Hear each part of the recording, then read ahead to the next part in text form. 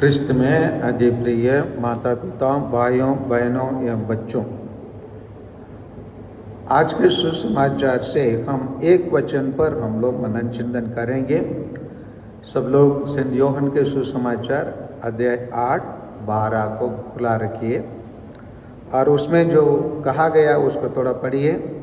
ईसा ने फिर लोगों से कहा, संसार की ज्योति मैं हूँ, जो मेरा अनुसरण करता है वह अंधकार में भटकता नहीं रहेगा, उसे जीवन के ज्योति प्राप्त होगी।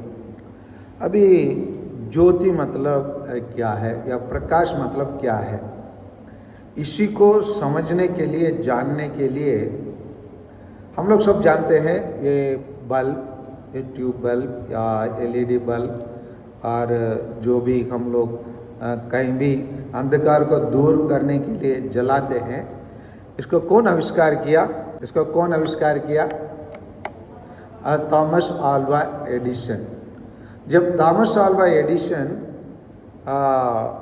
मर गया था, पूरा यूरोप और अमेरिका में उस व्यक्ति को महत्व जानने के लिए क्या किए, 5 मिनट के लिए वो लोग पूरे अमेरिका को और यूरोप को अंधकार में डाल दिए, ताकि ये मनुष्य अगर जन्म नहीं लिया होता, ये व्यक्ति अगर ये बल्ब को आविष्कार नहीं किया होता, हम लोग सब अंधकार में रह जाएंगे बोल के उस जिस दिन वो मरा उसी के महत्व को समझने के लिए क्या कर दिए, 5 मिनट पूरे, कोई भी कंपनी नहीं चला, सभी चीज़ को उन लोग बंद किए।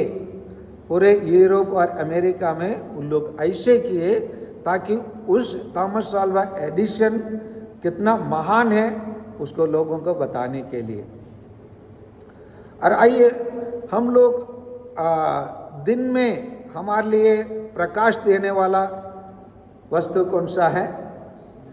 सूरज है। ये सूर्य में कहा जाता है 36 बिलियन वर्षों तक उसमें शक्ति है प्रकाश देने के लिए। कितना वर्षों तक? 36 बिलियन वर्षों, है ना? इतना उसमें शक्ति है, इसका ऊर्जा समाप्त नहीं होगा 36 बिलियन वर्षों तक के लिए।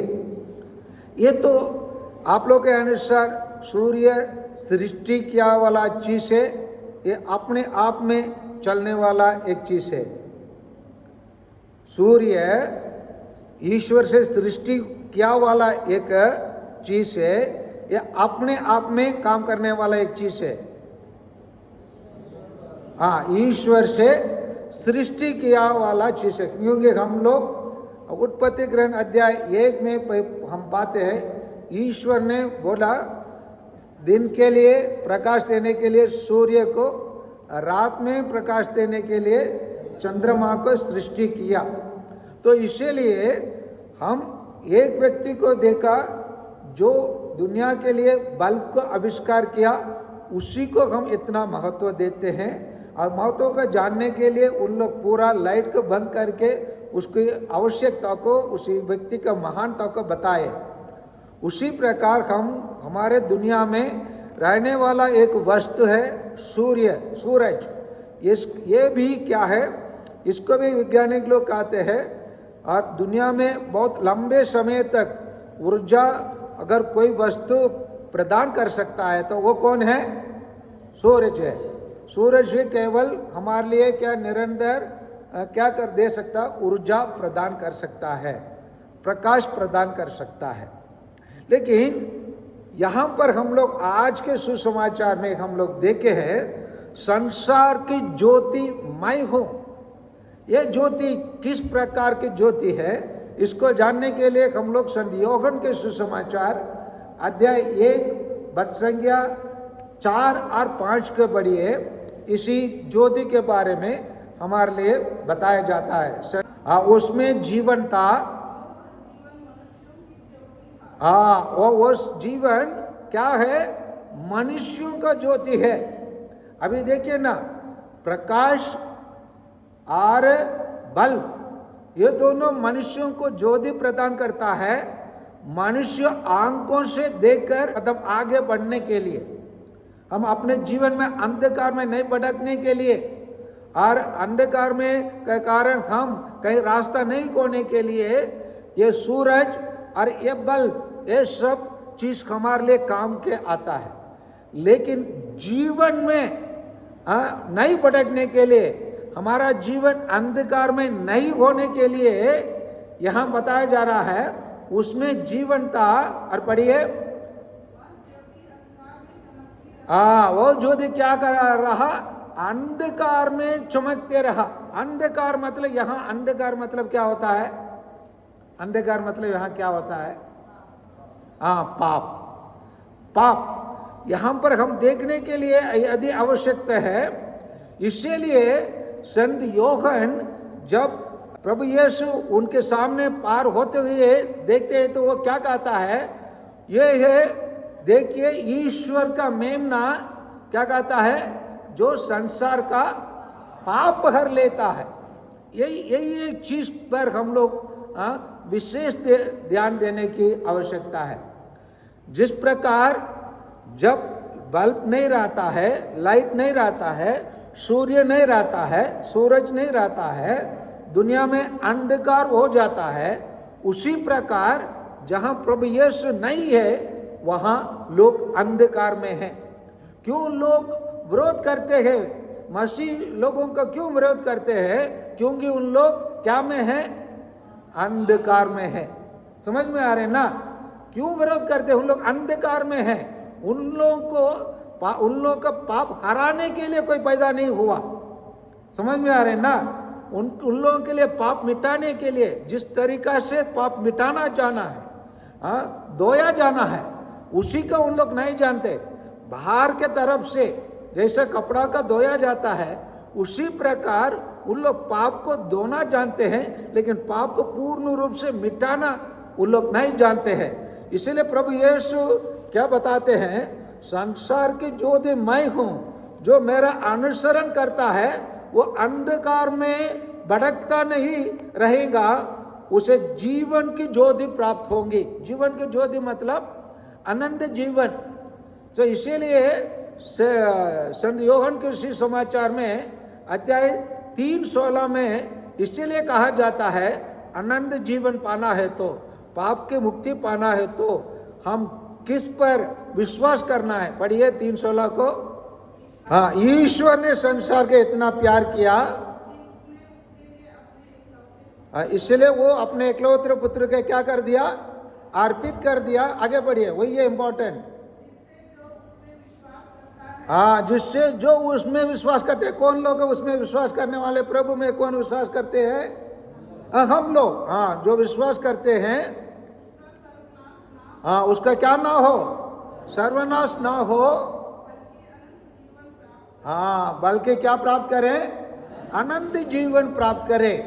क्या है, हमारे पाप मिटाकर, हमारे पापों को हराकर, हमारे पापों को धो डालकर क्या करने वाले हैं, हमें अनंत जीवन प्रदान करने वाले हैं।